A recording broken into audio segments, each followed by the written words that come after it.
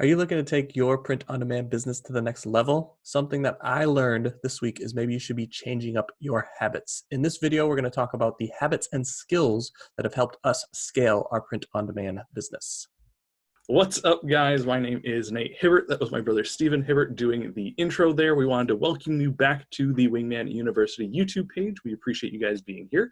Our goal on this page is to help you understand the basics, increase your skills, and to create print-on-demand assets. We will explain exactly what that means as we do these shows more and more, but that's kind of our statement. We want you guys to understand that. That's why we're here, showing up for you guys and to help you all out.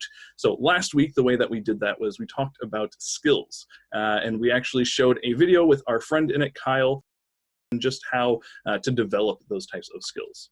Just want to do one more piece of housekeeping. Make sure you hit that subscribe button. We release videos Monday through Friday to help you guys grow your POD business and add additional income streams. Yes, so tonight we're going to be talking about kind of continuing on the skills talk that we did last week, but we're going to be talking specifically about habits. And Steven wanted to do the whole show on this. He texted me last week and had this experience that I wanted him to share because he was talking to me a lot about it. I was like, seems like you're pretty passionate about this. You'd probably just do the Monday night show on this. So I'll let you tell the story and we'll get into this idea of building good habits. Yeah, I think it really came from last week's talking about skills. I had this might sound bad, but the power was cut off, not because we didn't pay the bill, but because they were working on the line.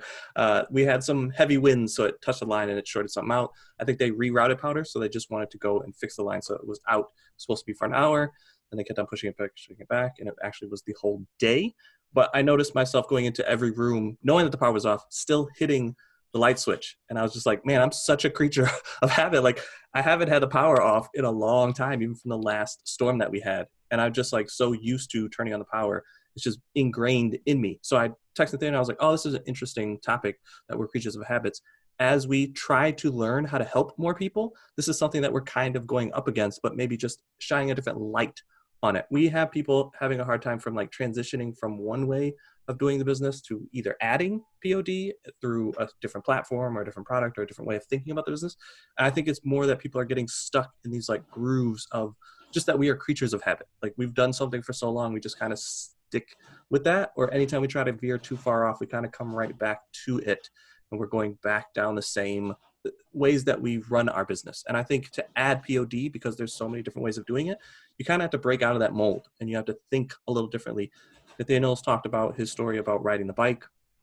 He thought differently, just thinking about the customer first. That's kind of the way that we've adapted our business, going more from oh, the product is the leading piece of our business. That's the only thing we need to focus on, to the keywords were at one time the only thing we really focus on.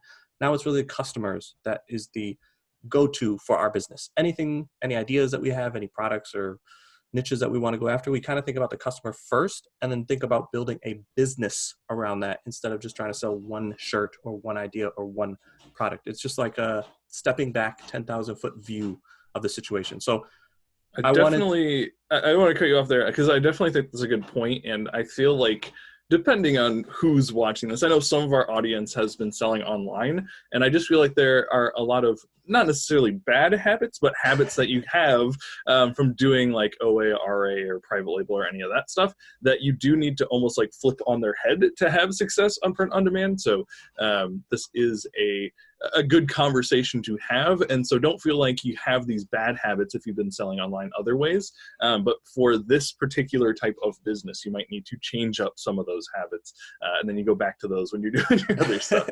Yeah, I guess it's just learning new skills was really what took me back. I know you've been helping people add partnering to their business. I don't know if that's necessarily a new skill like we talked about last week. I don't know exactly how to define these skills, but I think partnering is a skill. And I think sometimes when we're talking to these people, I think they go back into the old way of thinking and they have the deep appreciation of them going, oh, I wouldn't have thought about it that way. It's very interesting. And I think going back to our skills, we've been doing this for a while, so we've been able to pick up new habits and try things in a different way. Even when you were going out and going to local pizza stores or different restaurants and just oh, I don't know what I'm doing here. And me just trying to continue you on that journey of helping people and possibly motivate you and just go do it and be bad at it. Once you're bad at enough, you'll start picking up like and knowing what to be doing in next situations. Like when you go there and they say they don't want to talk to you, come up with a joke, do something different, like approach it from a different position. Because I think even helping churches, we were going, hey, we want to help you sell shirts, and just found out very quickly, okay, it's not the best way to help a nonprofit go in and say, I want to help you sell shirts. It's more, hey, we want to help you fundraise or do a fundraiser. That immediately opens the door instead of closing those doors in your face. But I think it's just back to learning new skills. For me, I think if you're anything like me, learning a new skill takes a lot of time. And the thing that really helps me is putting those things into practice. Like I have a lot of different tricks that maybe I'll talk about a little later, but just having the foundational pieces of like setting a goal, then coming up with a plan, like working backwards from that goal. And then I think something that Nathaniel's helped me with is just like set a time frame to that stuff. That's what's helping me the most. And as we help more people, that's kind of like my go-to is like, what can I help you with? What is your goal? Let's build a plan together, work backwards, and then I'll start helping you craft that plan and putting certain time frames on those certain things. Because I think it helps you like to break the whole big idea down into smaller pieces and then be able to reach those. It feels like you accomplish something and helps you keep going. But at the same time, you see yourself in that progression to reach that goal. Yeah, I think that's the only way that we've gotten anything done over the last couple of years of working together. It is those kind of 3 steps that Stephen broke down, like have this goal in mind, what's the plan to actually achieve that goal, and then definitely, like Stephen said, have a time frame, or as I say, set a date for when you want those set things a date. That's done. probably a better way to say it. Yeah, because you can see, even I don't remember if it was 1 call or 2 calls ago, like we are very easily distracted when we were doing over the shoulder stuff. Like we just go on these long rabbit trail calls, or like, oh, this thing sparked my interest, like let me go trace that down now. And then 2 days later we're like, oh, that doesn't actually affect or like help me move the needle or get 1% better, like we've talked about before. So having those goals and deadlines are definitely ways to make sure that you're moving forward in a direction that you want to go, and not just getting super distracted as me and Stephen have been known to do. So those are definitely like very powerful things to keep in mind, and something that we've, like Stephen said, suggested to a lot of people, at least recently, with the 20 for 20 calls that we're doing, and just a lot more one-on-one, like face-to-face. Oh, I like how you said we are doing that. We were doing calls before. The last couple of ones have just been me, but that's fine. But that's a lot of the suggestion is just like, okay, what is your goal? We keep talking about how like print on demand can be this customized business and whatever you want, but if you don't have a personal goal, then it's really hard to make the business personal for you anyways. So following those 3 things is just a good way to start creating some of these good habits that we're talking about. Yeah, I guess tonight maybe going and talking about how we add skills and how like our process of doing it is probably a good use of this time. I think for me, it's mostly like SEO stuff, keyword stuff, indexing, understanding the platform. I have a procedure or a process that I go through, but I wonder for you, because you're a little more educationally, foundationally taught when you went to school. I don't even know how to say that. Like, did you get a degree? I don't even know if you got a degree. Just an associate's degree. Yeah, but you went to school for design, I guess, to start. And then a lot of that was self-taught after the fact. So someone that has that like college degree of going and learning, how did you pick that, I guess, to start? And then how in school did you learn that skill? And then how after school are you continually adding to that skill? I guess this is a fun story to tell, which I'm not sure if I've told it here on the WingMan University page. But I did go to college. Mom can't kick you out anymore. She's living with me. I did go to college, and I did want to get a like graphic design kind of general degree. But I got like 2 classes in, and in one of the classes I had to write a paper on like my dream job that I wanted, and it was to be a graphic designer. And part of that paper was I had to interview people who had my dream job. And they all said, don't go to school. So I got 2 courses in, and I was like, yeah, this isn't really helping me. I think it was like color theory and like art history, like prereqs before we even got to do like the technical stuff that I was already kind of dabbling in on my own. And I was like, yeah, I can see why they would suggest not to do this and just kind of go out there and figure it out. And that's so interesting. That's kind of like me, because I went to school to be an electrical engineer, and I was like, oh, I'm digging all the classes. I took them all the way to like 303 or 313. And then I went and did a internship, and it was like pretty much sitting behind the desk with all the guys who were like, oh, you're not going to learn this in school. You got to go back every 2 years. And I was like, oh, I'm out of here. I can't do that. That's not my personality at all. Yeah, so I think we are best like learning on the job and just kind of figuring things out for ourselves, and so that's why we do this for a living. But as if you are trying to get started, and just thinking back to like when I first started like learning this skill and what drove me to just like get a copy of Photoshop and just start trying to figure it out and stumbling through it, was just seeing cool stuff that I wanted to design. So it was really this desire of like, I want to be able to do that. That's why I want this skill. So if you see a print on demand business, you're like, I want to be able to do that, have a business that's just run by my computer. You kind of need the skills to be able to do that. And I think the best way to do that is just kind of start wherever you're at and just get your hands dirty. So you understand like, okay, I need to get better at designing, or I need to get better at keywords. Then you'll have a better understanding. But specifically talking about art, Photoshop was the tool that I heard that these people were using, and so that's what I dug into. I was like, okay, I got my hands on a copy of Photoshop thanks to my brother-in-law, who was very nice to give that to me, and I just started digging around. Like I had zero idea what I was doing initially, but the thing that I knew that I could do was look at cool creations that were coming out of this tool and then reverse engineer them. So almost talking about those 3 steps that we started with, like I had a goal, like I wanted to recreate these cool things that I was seeing. I came up with a plan for how to do that, which was like learn the tools one by one. So I could like, this is how you make a square and this is how you make a triangle, and like put those things together.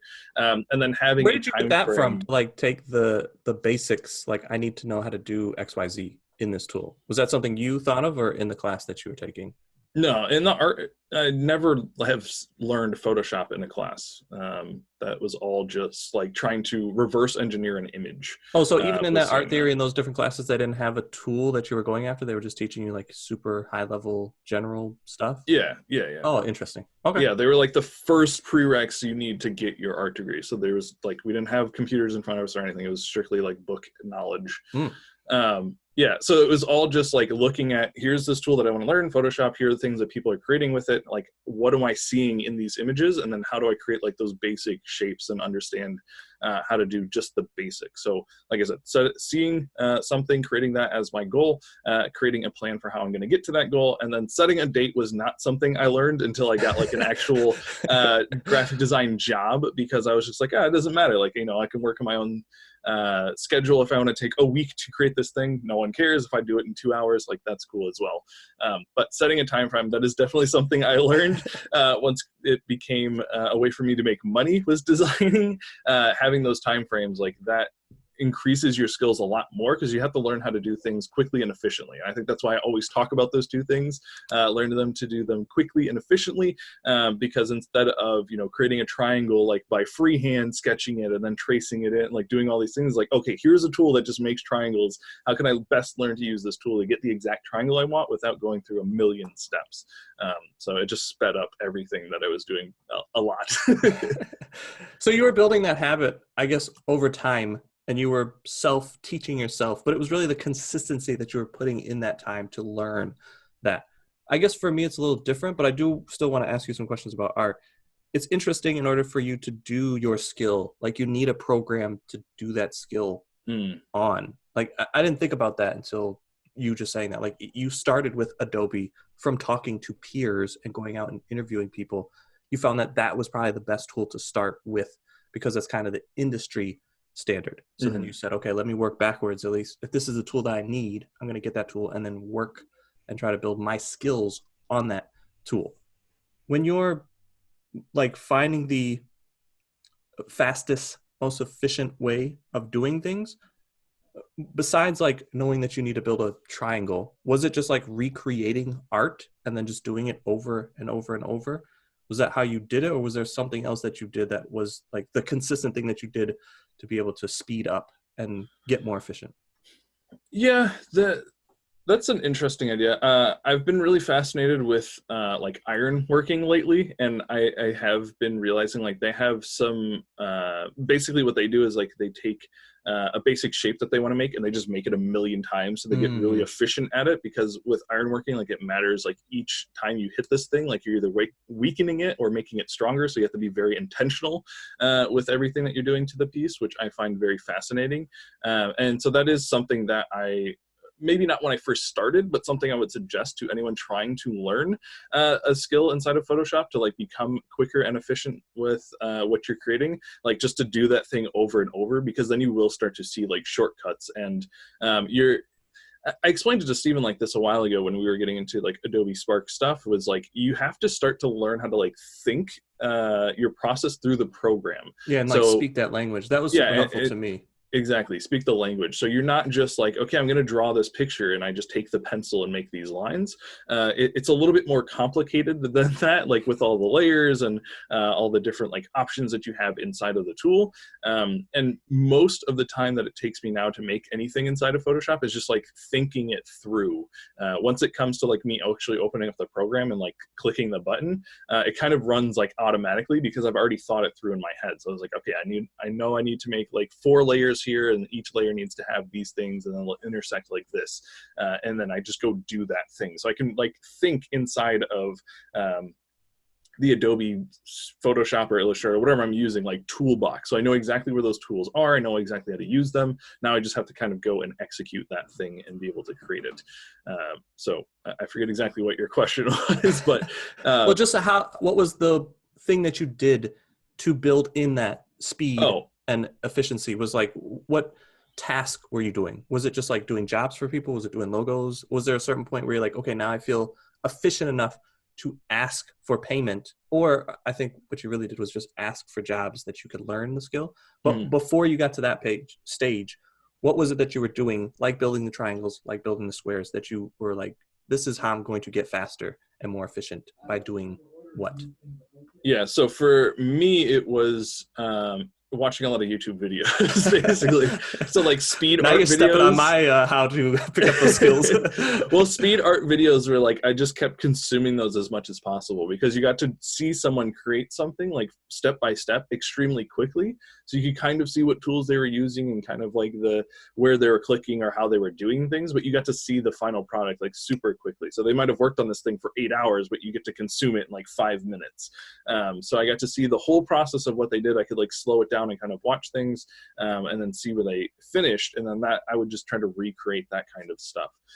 Or just seeing like there are just really good YouTube videos for tutorials on how to do things as well. So going through those, like even if I don't care about like what the end product was, that was a way for me to like learn the different tools and learn how to put a weathering effect on things, which like when I was doing design work for logos and things like wasn't a big to do, but now that I was working a lot in shirts, like putting weather effects on stuff was extremely popular. So that's, tutorial that I watched years and years ago on how to do that, even though I didn't use it for 2-3 years that I was doing logos. I was able to use it then a little bit later in my career just because I had messed around and tried to learn as much as possible about that tool. So That's interesting that you're in the beginning stage, you're just kind of consuming everything that you get your hands on just to feel more efficient with the tool. But then in time, you start developing your own skills, your own abilities. You kind of know the direction that you're heading in and what's going to be required to do that. When you were finding how to be more efficient, you talked about the like being intentional. How long of you just playing around with the tool did you feel like, okay, now I have the skills to do that, but I'm not just going to open up this tool and start jumping in. I want to think through this process and then apply my skill, because I think that was a big turning point for me also, when it was like I'm just in here trying to learn.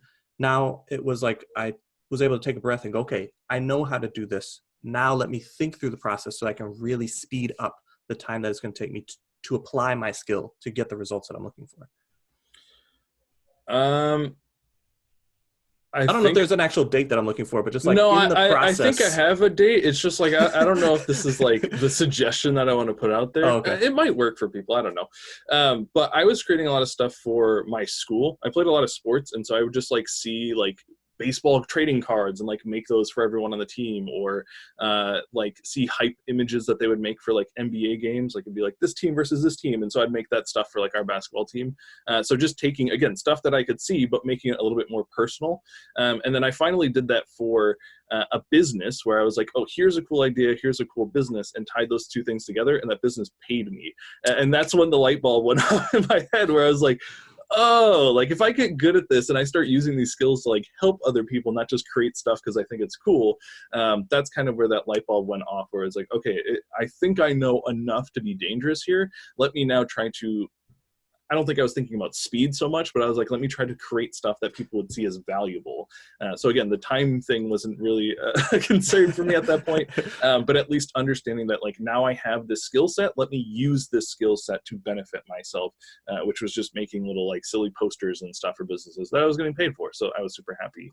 I guess it was interesting to see that transition. You knew that you wanted to be a graphic designer, but maybe those two pieces didn't connect, where it's like, oh, this is how I get paid from this. So there's like an upfront lag time of you just like learning the skill, trying to figure it out before like the light bulb goes off to go, oh, this is how I can actually apply the skill to earn money. I got good enough at the skill to recreate things and then found a way to use that to get paid. There's like steps. I think Jason or Kyle talked about it last week when he was talking about the getting proficient to the point where you can like grow that skill, because there's different levels of proficiency inside the skill. When you first open up that tool, I'm sure it was super overwhelming. You showed it to me twice and I was like, I'm never opening that tool ever, because there's way too many. You were like, there's all the things on the side, that each one of these things you click on the side changes this thing on the side. And I was like, I'm out of here. I can't, there's way too many things for me to keep track of to even want to do that. But it interests you to like continue to do that, to go, oh, I'm gonna make a square, I'm gonna make a triangle. Now I can recreate things, and now I'm just having fun because I've gotten efficient enough to do those things. The speed, like you said, wasn't maybe a concern, and maybe it's not the way that we should talk about it, because we're reflecting on how we figure this stuff out. Yeah, these aren't like more steps that you should be taking. Yeah. This is just my journey. I also want to clarify, like, I think the way that I said that might give people like the false expectation or false sense of like what really happened. It wasn't just like the first business I randomly created something for that paid me for it. It was literally a year of me doing that, where I was like asking businesses. I was more doing it for the experience, but I was not getting paid for a year of just creating like little posters and things for businesses to help them out, whether it was like friends or just random businesses that I'd walk into and see like, this poster's horrible, can I recreate something that's better so you can hang it up? I remember like a lot of like horrible like St. Patrick's Day posters going up like at one time, and I was just like really in depth into like this green and yellow and like all the Irish things. Like that was what I was consumed with at that time. So it was not just like, oh, and then I randomly came up with this idea to make something for business. No, it was a year of, and then the next day they pay me. Like, yeah. I guess it's interesting too. Like you learn that skill to the point where things were in the world were standing out to you, where it's like, oh, I've put in time, I've recreated things like that. Now that I understand graphic design, I can see that this is not good quality.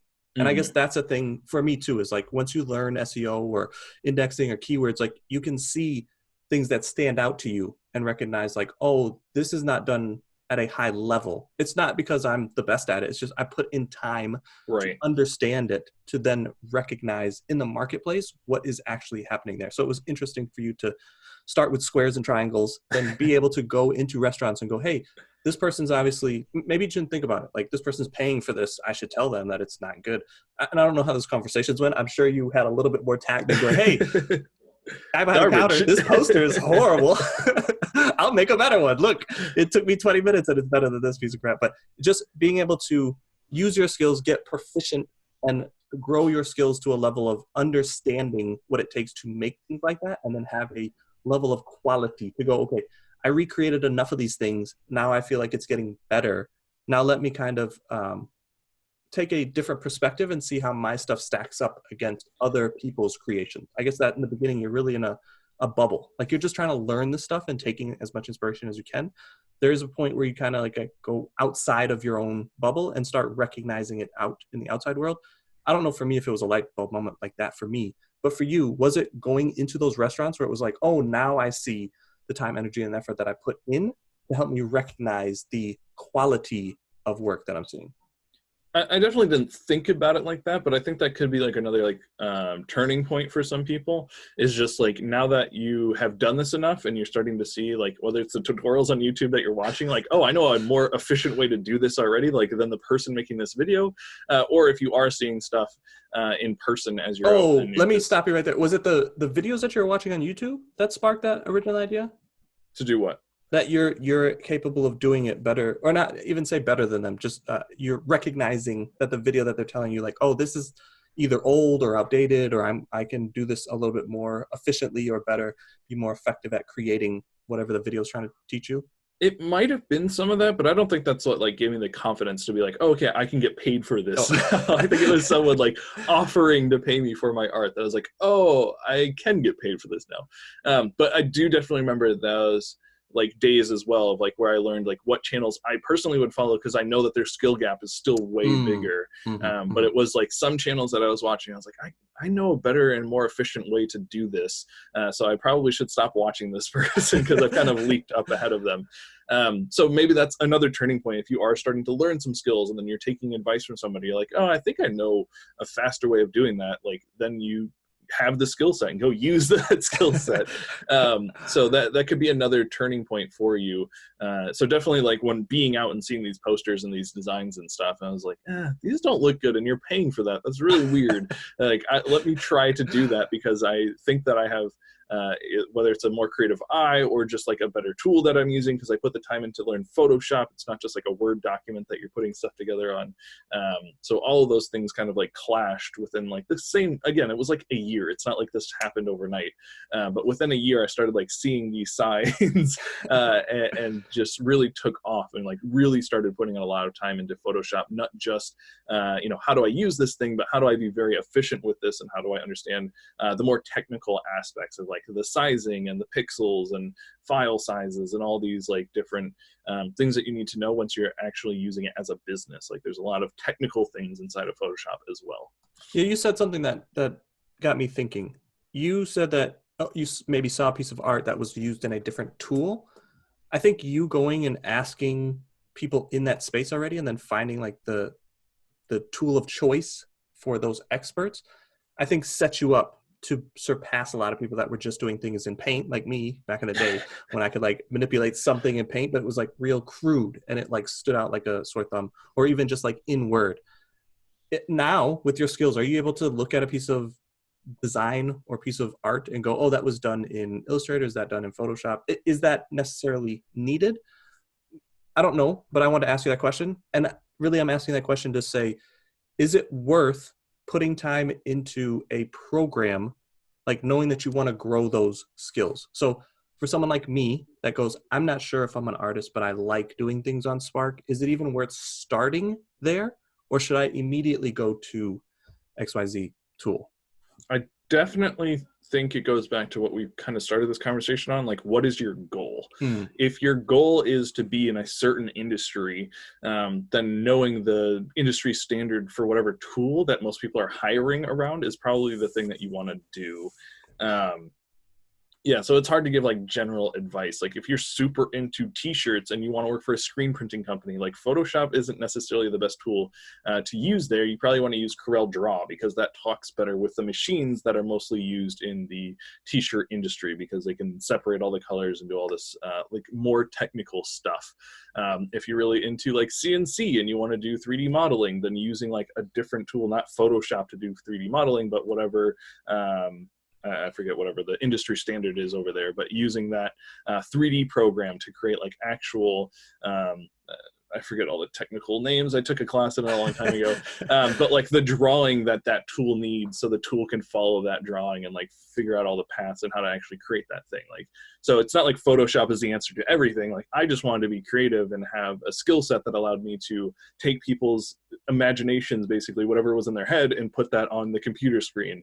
And I found Photoshop is really good for that, and it's a good kind of base for me to work in other design programs. Like I know Corel Draw enough to be dangerous with it, and I worked in that for like a year or two, like professionally, and some other programs like Illustrator I picked up because we were doing these giant banners and things, and like doing that inside of Photoshop just wasn't feasible. So I had to learn, the difference between those two tools and why you would use one and what scenario and all of that. So definitely knowing the end goal that you want to get to, and then working backwards. Again, having that plan is a good way to kind of figure out what you're trying to do. So if you're just trying to learn design well enough so you can make some like print on demand things, then I definitely think Adobe Spark is like kind of the place to go, because you can get just very basic shapes and basic ideas and just be able to put text, on a shirt fairly quickly and efficiently, without worrying about the big headache of even paying for something monthly or one-time fee. Like that's just a free tool that's out there that's wonderful, with a lot of thought put into it that makes your life a lot easier. So it definitely depends on what your goal is, what use of that tool will be, before I can just say like everyone needs to learn Photoshop. Yeah, I guess that's what I was trying to get at is if you're an artist and you're using POD as like a stepping stone to hone your skills, sell some products, get paid, but really your end goal is something else. That's why I like having these 20-minute calls with people, is like, what is it that you're ultimately trying to do? I think POD should play a role ultimately in what you're trying to do. What we're trying to help people with is like grow a business that's a print on demand business. If you want to do your design skills and be that part of the business, I think you can be that, but it's going to be very hard to scale a business if you're the only one doing that or being the bottleneck in your business. I want to help people transition from working on their business, or transition from working in your business to working on your business. That's what we've been able to do, building teams of VAs to do a lot of the day-to-day. But it's, what is your goal? What is it that you're ultimately trying to do? If you have a family and you're just trying to pick up an extra $500 a week, like you don't necessarily need to build a team, but I do think it can start for picking up an extra $500, and then you can grow that into an actual business and be able to scale that bigger than you would have imagined when you first started. But it's really what skills you want. What is it that you're ultimately trying to do? I think with art, Spark, like Nathaniel said, is a great place to start because it is an Adobe product. A lot of the terminology, a lot of the language, you'll also learn to be able to go to that next skill. But I guess let me transition to me. For learning SEO, indexing, keywords, the importance of it, how to use it, the marketplace is really what dictated my ability to learn what I was doing. I started with, well, we'll go all the way back. I started with Craigslist, and on Craigslist, like there was no real like keywords or indexing or anything. You just like whatever part you had, you kind of put it in the title, and then people could just search, and like the title was the only thing that you had. So I learned over time that it's like, I don't just have a front wheel axle. I have a front wheel axle for this car, this thing. What are other ways that people will be searching for this part? And I think that's how I was able to start selling a lot more, is because I was just doing a better job of letting people know what I had. And I guess that's ultimately how I see keywords, is like, what are the customers using to find my product? Let me put those words on it, more than just the words that I might think the tool is or whatever the product is. It transitions into every new way of selling that we do it, is I think about how are people searching this. I never went beyond that and thought about the customer ultimately until we went into POD. But to start, it was always about, okay, how can I position this product correctly? Then it was always the platform that I was using that helped me grow my skill. So instead of having a tool like Nathaniel was using Photoshop, I was using eBay, I was using Craigslist, I was using Amazon. It was just like, I need to understand this platform so that I can use the correct terminology to get these products in front of these customers. In the beginning, I thought it was all about the product. I would go and pick up things at yard sales, junkyards, depending on where the timeline wants to start. But just the product that I was buying, could I get it for cheap enough so I could sell it for a high enough profit to make it worth my time? Then doing that for a long enough time, I said, oh, almost anything I buy, as long as I buy it correctly and can get it in front of the correct audience and know the market value, I can have a lot more success. And that's where the business really started to take off. Then I think going from Craigslist to eBay and understanding eBay is different. Like you have to build a listing. This isn't just to local people. It's not what a Michigan person trying to buy Honda parts is calling it. It's like, what is the nation calling this part? What is somebody in another part of the country possibly going to call this, where other people that might be having the same product are not using that terminology? How can I put that onto my listing? I think this is how I got a deep understanding of this indexing and like what keywords are being used. How does the actual platform that I'm putting this on index these words? And then when people are searching for them, is it actually showing up? So it's a lot of time in that I put. So I think when you were drawing like squares and triangles, I was just throwing up a whole bunch of products to see like who's seeing this? How many views am I getting on these products? Why is it like the same product at a different time that I get more views or less views, or I can sell this one or not sell this one? Is it because it's winter or summer? Just like a bigger thought process of what are the keywords that I need? And oh, if I call it a wheel bearing instead of an axle bearing, like, oh, it's a different part, but more people think it's this. So I need to term it this, even though it's not the technical definition that I know it as. It's just the market name for this. Okay, I'm going to put it that market name so that I can sell it and give the customer what they're looking for more than what the technical definition will call it. I think that's why I don't really, I'm not good with English right now anyway, because it's like there's a market way or like a street way of calling things, and then there's like the dictionary definition. But if the people that are looking for it are not using the dictionary definition, then I shouldn't be using the dictionary definition. I should be using what the people are using. So instead of using the tool like Spark or Photoshop, I'm using the platform to help me. And I think what Athena said about looking at YouTube videos is really how I learned this whole process. In the beginning, there was nothing. So it was just a lot of testing, guessing, and like taking notes and kind of having a gut feeling for running the business. But over time, going to YouTube has been a huge asset in my business. Like Nathaniel, I think I'm watching YouTube videos to see the level of expertise that person that's doing the video has. I kind of match myself up to that and then go, okay, do I feel like I know just as much as this person? Do I feel like I know a little bit more than this person? Or do I feel like this person knows way more than me? And that's the video that I really want to capture and try to apply that knowledge to what I am doing. It's across multiple platforms. So it was like when I'm learning eBay, who's the best eBay person that I can find, the indexing, the keywords, the SEO that I can learn from? I'm going to put a playlist together.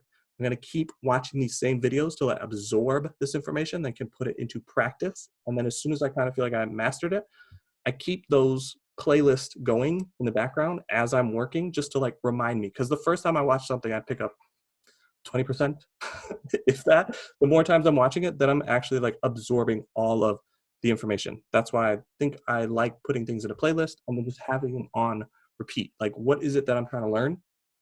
This whole month is that.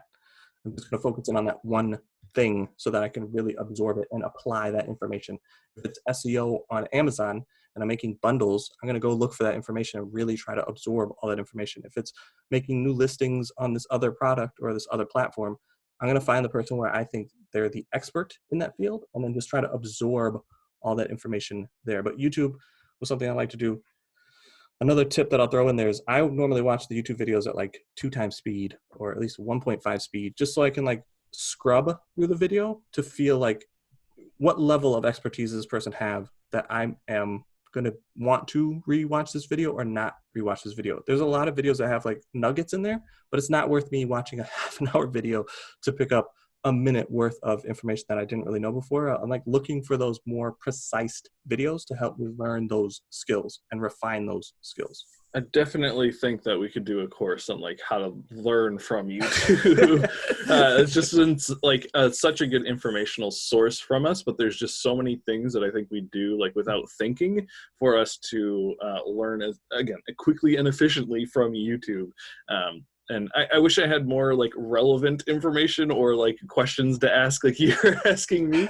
But something that I think is relevant is checking on, this is like another YouTube tip, but just something to keep in mind as well, is to check like the dates of some of those videos that have gone out and know that you, depending on kind of what field you're in. For art, it doesn't matter as much, but I would say definitely for data, and especially if it's like on Amazon or a platform that changes a ton, checking for stuff that's maybe made within the last like couple of months instead of like years and years ago, because some of that information can just be outdated.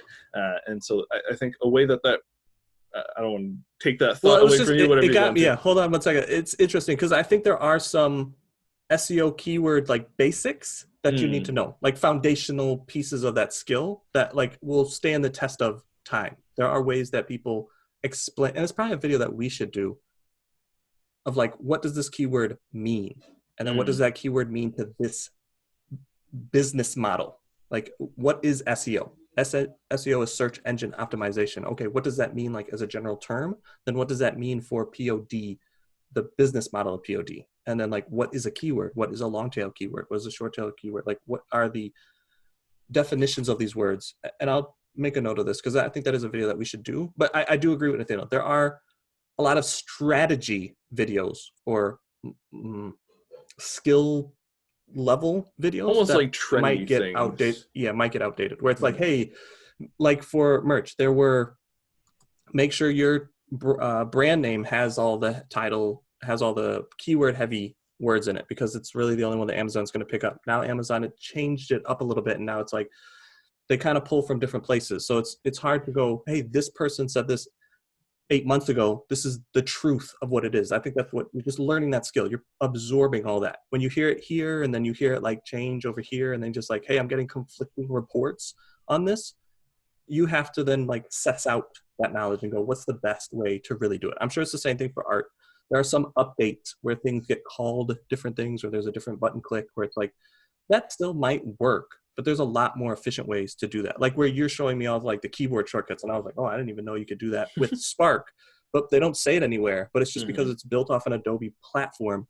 Those same language is being used, so you can use it for one or the other. I think that's why I'm so excited about just talking about POD because it's like what you learn on merch and KDP can be applied to like most online selling platforms. There are some SEO keyword index basics that can be applied. And we're trying to show you to learn those skills in a way that you can continue to use them instead of like Nathaniel, he was learning about the weathered effect. He was learning about all kinds of stuff that it was like, it wasn't useful to him then, but he was still learning about it. Then in 2 years after the fact, he was like, oh yeah, I did remember. I learned that. Now I know how to apply it and when to apply it. I guess that's, we're trying to make the learning curve Streamline. less, yeah, less extreme. Like here are the basics that we think you should learn. Then you can start adding these additional skills. Like you don't need to do weathering. You don't need to do all the layers and all that. Find what skill level you're at now. Build products to fit that skill level. I think we talked about that 2 weeks ago when we were talking about the just doing text-based. If that's all you can do, just look for text-based gaps in the market. Don't try to find those heavy photorealistic things that are wraparound design. Like your skill doesn't fit that yet. So don't waste the time, energy, and effort to try to put something there where your skills don't match the market yet. If that's what you want to do. If you don't ever want to get to that level, just go, okay, that's not for me. What's a niche that I can go after? That this is my skill level. This niche works best for me. Now I'm going to grow my business. That's why I don't think there's a cookie cutter way to get into POD. There are, I think, basic foundational pieces that every POD business has, or at least can hire out, like Kyle was talking about. But then after that, it's like, how do you build your business?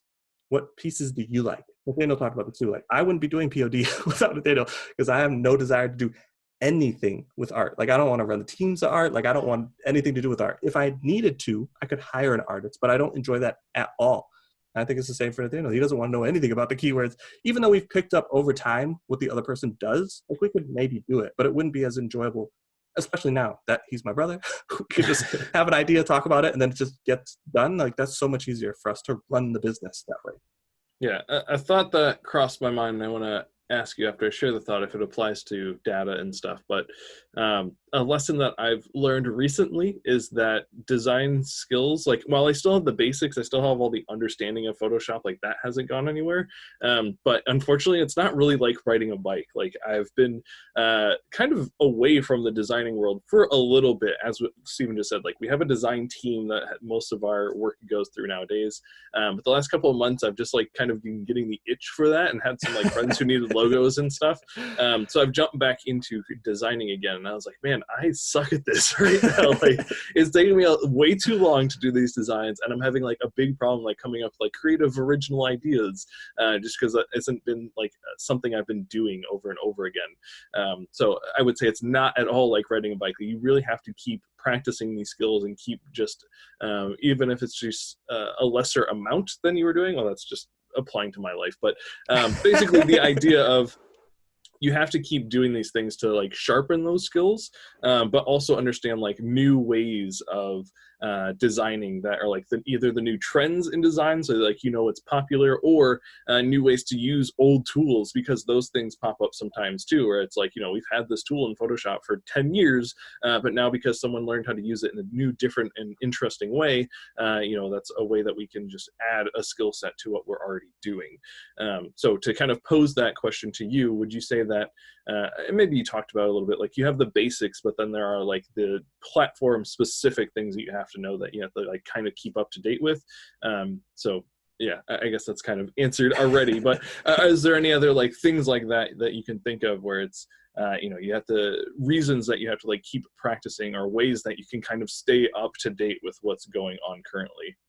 Yeah, I guess I like the sports analogies, and maybe I'll stick more to fishing, because sometimes when I go to sport analogies, I go, you have to dribble basketball. Like, I haven't played sports in a while, so I just forget all the terminology. But there are some basics that you need to know. Like, if you're fishing, there's knots that you tie almost all the time, like the uni knots, line-to-line knots. Like, those knots you kind of are just your go-to knots. Then it's some different kind of fishing that you're going to do. If you're going after something with some sharp teeth, a shark, you're going to have to tie like actual wire. Like, because you don't do it enough, like it's still, like, you still have those skills.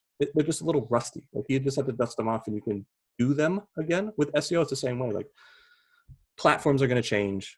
Tools that you're using are going to change. The algorithms are always constantly changing. But there are some go-to skills that you have to be able to get yourself up to date. So there are some like hills and valleys in your skills. And I think just like most things, if you're playing basketball, like you have to stay sharp. Like, it's not just shooting free throws every day, 10,000 free throws. It's like, then you have to hit the gym. Then you have to hit those weights. Then you have to make sure your cardio's up to date. Like, there's a lot of things to keep your skills up to date. And I think that's why we want to transition people into like running a business, because those business skills, I think, become very universal. Then you just need the tacticians or the technicians to be able to do those skills. And I think it gets infinitely more difficult if you're a sole business owner trying to do everything. Because if you're only selling on merch, or you're only selling on KDP, then maybe you can like really hone your own personal skills and keep that as a business. But here's the thing that happens. Amazon changes something. Then you have to learn like all the new stuff while still staying on top of all the art, while still staying on top of all the listings and everything else. Like, it becomes more difficult when something changes. And as long as I've been in this business, things change. What I was doing 15 years ago is not going to work today. The things we were doing even 3 years ago are not going to work today. But because we run a business, and then when things happen, we just go, okay, we need to adjust this way. And we can kind of keep an eye on the future of the direction that we want to move. And then we keep crafting our business in that. Not to say that we don't hit road bumps. There are still big problems. Like last year for the shipping in Christmas, there were like a lot of problems that we had to solve, but it wasn't like we had to solve all those problems and at the same time make all these listings, make all these designs, do all the research for all these things. It's building a business, I think, becomes a skill that's easier to manage and grow with. But I think Kyle touched on this too. Like, your business has different ages or stages to it. Like, there's that infancy stage, then there's that like getting a little older, then you're adolescence, and then you're mature.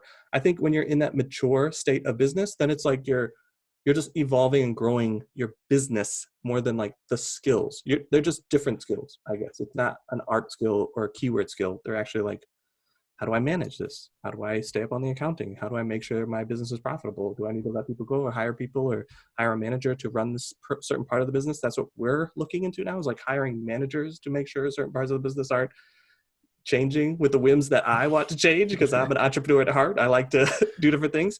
But I do think in the beginning, the skills that you need are those core foundational skills. And with POD, I think it makes it much easier to go, what are the core fundamental core skills needed for POD? And it's art, it's indexing keywords, and it's creating those listings. Those are like the three major skills. And that's why I think like the asset as the way that we talk about it, maybe next week we should really define what an asset is like the keywords, the art, the understanding of the market, and being able to position your asset in that market is all a piece of this like core fundamental piece of running a POD business, because then it doesn't matter the platform, the product, none of that stuff matters, because you know how to do those skills to be able to get in front of those customers. All right, Church of Stephen is done. He's done preaching at these people. I think we should wrap up this call. I have a question of the week that's a little off topic, but this is what I have for you guys. You want me to jump into this, or is there one last point you want to hit before we wrap No, this I think I wanted to talk about the habits, which I feel like we touched on, and maybe it went back into the skills, but just like the habits are putting those skills into consistent like use and building those into your habits. As we help more people, it seems like there's some reverting or difficulties getting out of your own way, and just give yourself grace in that learning phase, but make sure that you make like learning and evolving a habit, because as your business grows, you will also need to grow and evolve. If you're a designer at heart, like Nathaniel, and he just wants to do the design, his business would have topped out and he would have been profitable, but his business wouldn't have been able to grow past him because he's holding the business back. He came to me to take his business to another level. Then us together grew it to the point where it's like, okay, now we are the bottleneck. We need to hire. So learning new habits, I think the most important habit is learn how to evolve, adapt, and grow. But when you're just starting off, pick a skill and really hone in on that skill. I hope tonight we showed you the different ways that we kind of think about the skills, how we got started. There is no like perfect way. Like, we want to be this. This is the exact step that you need to do. In your own self-reflecting, thinking about what you want to do in the business, you'll be able to identify with one of the skills and then go, I need better this. And this is what I like to do. Then go out and learn those skills. We have a lot of videos on this channel. We're going to continue to put out videos. I think now with this better understanding of skills, we're going to gear it to those skills, and maybe even the platform too. I'm not quite sure. I'll have to talk to you, brother. Just like, how do we want this WingMan University channel to really like, we have a depth of knowledge across many different skills and platforms. What's the best way that we should continue and move on? Yeah, we definitely need to focus. So I think picking a skill set and a platform, at least for now, will be a good starting point. So I think that's the direction that a lot of these videos are headed, as, again, that's just good feedback that we're getting. I don't have a good transition here, but I do want to jump into the question of the week. This was something that came up through my week, just conversations that I'm having with people, not necessarily from a 20 for 20 call, but from a relationship that I started in a 20 for 20 call. So another push for that, which we'll have to figure those out. My schedule's getting real busy now, so maybe push those back on Steven. Yeah, you were. Yeah, I had a feeling you were trying to push those back up on me. We'll have to talk about it. That's funny. Yeah, so if you guys want those, let us know in the comments. I'm going to take my schedule down for right now, but we can make those come back if that is something you guys definitely want, because I am enjoying these new relationships that I have from this and just helping people out. But most of the people that I'm helping out with or helping are excited about the POD fundraisers. So I just have a pretty simple question that I want to share with you guys. So the question, I guess, just answer this for me, brother. When you're talking about POD fundraiser, I know that's like the coin that you're trying to, or the term you're trying to coin. Mm-hmm. If you want to just like define that and just explain it fully to what you're really trying to do with that. Yeah, so it's been called like a local merch, or I think that's the only like other coined term, but basically working with local businesses or just businesses in general to use print on demand as a solution for them. I have found in my experience, the type of organizations that I'm working with, it's best to call it a fundraiser. So POD fundraiser is kind of the, like Steven said, the term I'm trying to coin, because it just has opened up a lot more doors than, as you said early in the show, just saying like, hey, I'm going to walk into this business and say, I want to help you sell shirts. Like, not a lot of businesses are jazzed up about that or see the potential there. Yeah. I sell pizzas, not shirts. That was one of the things that a local guy said to me, and I was like, you got me. Okay. So just knowing the right terminology and all of that. But that's the basic idea, to use kind of someone else's audience, someone else's traffic that they already have, but using the print-on-demand platform. So because I'm not a keyword guy at all, I found a way to like circumvent all of that. And that's by helping other people use print-on-demand as a solution. So it's really like partnering. You're using your POD, yes, understanding accounts knowledges for partnership deals. You're coining the term POD fundraisers, but really what you're trying to do is help people with partnership deals using POD. Exactly. Okay. All right, so here's the question.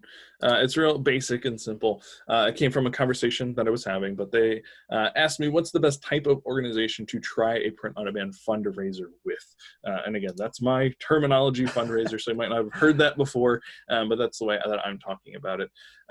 And so I talk a lot about nonprofits and schools and churches, and they were just asking me, like, if I wanted to start this up, like I kind of have access to all of those, but what's one that I should focus on that I would, one, learn a lot from, but also it would be profitable for me. And so two came to mind immediately when they asked me this question. The first one is dog shelters. Usually there are dog shelters kind of everywhere. I've done a lot of traveling in the United States, and I've volunteered at a lot of dog shelters, and I've just gone in and talked to a lot of them about this print-on-demand fundraiser opportunity. And I have found that they usually have a pretty dedicated audience or fan base that wants to support them and is looking for ways to support them, but they don't always have things besides like, come in and help us with our dogs, or just give a donation, but they don't necessarily always have great fundraising opportunities. So providing them with the chance to have print-on-demand products that their customers can always buy, or they can do like limited runs of, has been a pretty successful thing for me. And I think animals are just something that a lot of people enjoy and want to support and take care of. So they're pretty passionate about those things, especially ones that get specific. I'm not going to name any exact names to give anything away, but if you can find one that's a little bit more specific than just kind of your generic shelters, those are usually have some pretty passionate people behind them. So doing some research in your local area to see if there's anything like that, I think is worth it. And again, calling it a fundraiser is a lot easier to get into the door of something like that. The second one, again, kind of thinking of what is around most people and what I personally have had success with, which we've shared a lot on our Monday night shows, is schools. There are schools everywhere, and in those schools are children who have parents, and those parents want to support those schools and support their kids, whether it's a sport team or the drama club or whatever after school activity that they've going on, or just like school spirit wear is another great thing. Like that is a place that has a lot of people that are passionate about this thing. Most of the time they're pretty passionate about their schools and their sports teams and things like that. So talking to schools and seeing if there's any way that you could do a fundraiser or just help them with spirit wear, as I've seen that just having a solution for that can be pretty profitable and a win-win situation. Again, creating solutions for them is a good thing to do. So having those conversations, it can be a lot trickier to work with schools just as far as logistics. Yeah, the logistics of like, who do I need to talk to? Who do we need to get clearance through? All of those type of things. Usually with the nonprofits, it's like a board that you can go to and they can just run the thing by the board. But with schools, I've seen communication isn't as great as some of the smaller nonprofits that I've worked with. So it can be difficult, like knowing exactly who to do that first initial contact with and who to follow up with and get clearance for everything, and make sure that like if you have the students that are creating designs that you want to put on the shirts, like what's all the legality of that and figuring all that out. It can be a headache, but that is something that is in most people's backyards and their neighborhoods. Like there's usually always schools around, and they have, again, just a pretty dedicated and proud community of this school. So tapping into that can be a great thing to have a solution for them, and again, creating win-win situations for you and the school. And deal structuring is a whole nother beast that we can cover another time. But just those were the two things that I suggested to her. So that's what I wanted to answer this week on this Monday night show, just so you guys can have an idea of like two places that I would suggest to go talk to that are probably in your area, which is cool. Okay, that's it. That's all I got. I was going to add something, but I don't want to step too heavily on that. I have an idea for you that I'll talk to you after about. I I know our schedules are getting tight about the 20 and 20 and just being able to still offer people something. I know you're very passionate about helping people with the partnership deals. And I know that's something that you're leaning a lot more heavily into, especially going and living in Atlanta. You have a lot more opportunities locally. So that's what your time is putting into local businesses. But I still want to be able to help the online community of how to help more local or just nonprofits. I think you have a ton of knowledge, especially with traveling and just talking to a lot of those businesses and going in and actually helping out. That was something that when you first lived with us and it was like me advising you, I was just like, go out first and help local things here. I think that was a eye-opening experience to you, and it really helped you craft this like talking to and how should I word this stuff and who should it's a really easy way to get your foot in the door. If you just go volunteer somewhere, even if they don't like have a volunteer application or anything, they're like, hey, I want to volunteer because I think your organization's cool. They'll usually find something that you can help with. And it's just a super easy way to get that foot in the door and have those conversations. Again, I'm not a salesman. That's not my gift to like walk into a place and here's the opportunity. This is why you should use it. Like I'm much better at like, I've been pretty helpful. Like I had this idea. Can we try this out? Or, framing it in that way was a lot easier for me. It's still something that I do to this day. So yes, we can talk about that more later. And I'm sure there are lots of ideas that we can come up with. I think it just came to my mind because Friday we were driving past that Space Museum or whatever, the first place that you were. The Science Museum, yeah. A lady came out, waved at me, and I was like, I wonder if she thinks I'm Nathaniel. Because I know I didn't go up there. And I was like, the only way I think they would have had a connection is because of that. I was riding a bike, so I was like, I wonder if she just had that. Like, oh, that guy's big and on a bicycle. It looks kind of like this guy. I was like, hey, what's going on? I just thought that was funny. All right. That's funny. I will see you guys next week. Later, guys.